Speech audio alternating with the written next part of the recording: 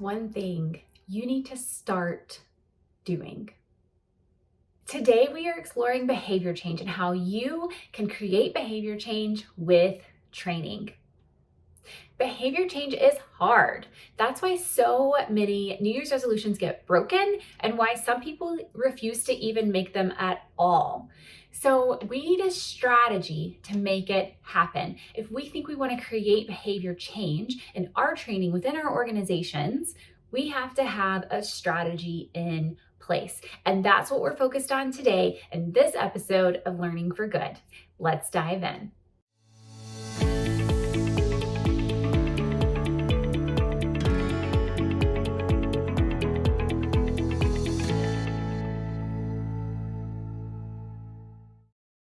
Now, let's go back to that thing that you identified you want to start doing. Did you come up with something yet? Maybe it's eating healthy. Maybe it's checking in with your team more regularly. Maybe it's journaling. Whatever it is, let's hold that thing in our minds as we explore behavior change today.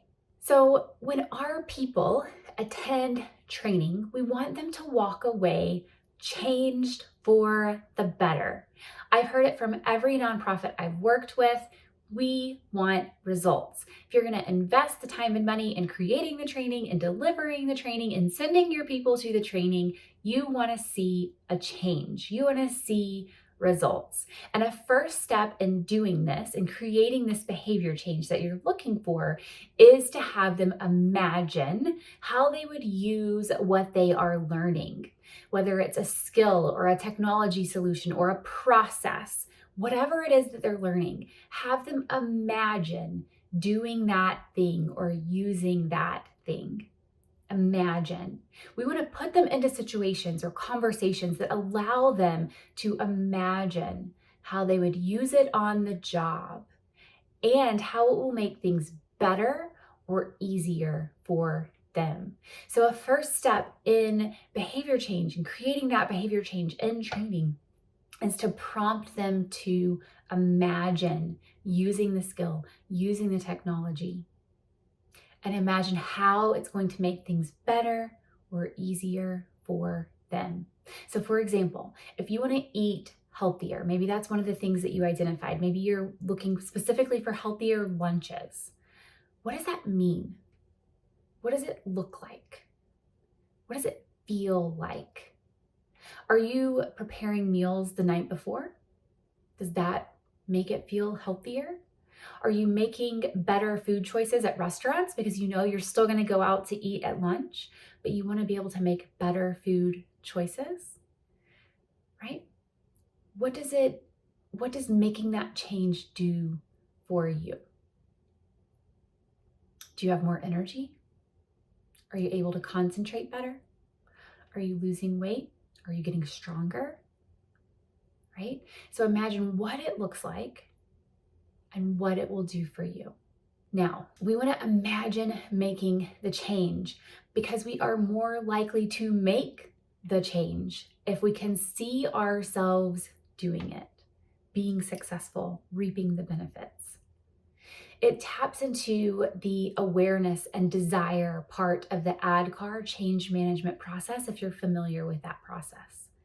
We are aware we need to make a change and we want to make that change because we see how it fits and we see the benefits. We can prompt our learners to do this in virtual training with small group conversations, answering questions like, how might you use this? How might you use this skill? How might you use this technology? How might you use this process? And if you used it, what would the impact be? How would it benefit you? How would it benefit your team? How would it benefit others that you work with? How would it benefit the organization? How would it benefit those you serve? So the first step is to imagine. If you can imagine making the behavior change, again, I had you think about a behavior change earlier in this video. If you can think about making a behavior change, type change in the comments so I know you're with me. Now, a second step in creating behavior change with training is practice. So once you've imagined making this change, practice is that second step. We want to practice the skill or practice using the technology or that new process, whatever it is that you're looking to change. Now, I mentioned the ad card change management process before. A lot of what I do aligns with that model. And this particular step of practice aligns with the knowledge and the ability part of that model because it allows participants to discover how they need to change and what it looks like and feels like to actually implement that change. The training room, the virtual room, in person as well, but we're talking about virtual training. The training room should be a safe place to try things, to ask questions, to fail, and to learn. So how do we do this? How do we provide the opportunity to practice? We want to plan realistic activities that allow participants to practice within that safe space of the virtual training. Give our participants the opportunity to practice. So they've imagined and they've practiced. What comes next? Well, what comes next actually comes after the training. We want to give them a chance to use what they've learned and to reflect. So when the training ends, the learning continues. Identify a specific period of time where your training participants will be implementing this new skill or technology or process on the job. If possible, we want to give them a mentor or a coach to support them in the process. Maybe it's just even preparing their supervisor for what that might look like. We want to give them access to each other or to an online forum so they can continue to ask questions and get feedback, because things are going to come up when they start to implement in real life, in that real life setting. Questions, concerns, challenges, they're going to face those. So having access to a mentor or a coach or each other or this online forum gives them that opportunity to ask those questions, get those clarifications, solve for those challenges, and even get feedback on how things are going. If you don't have the ability to do that, you can even create an email training where your learners will receive prompts and just-in-time videos or blog posts to help them implement. Over time, over the specific period of time that you've identified, their confidence will continue to grow because they're using that skill, that technology, that process on the job. So after that period of time ends, we're going to ask them to reflect on how it's been going. Are they implementing successfully?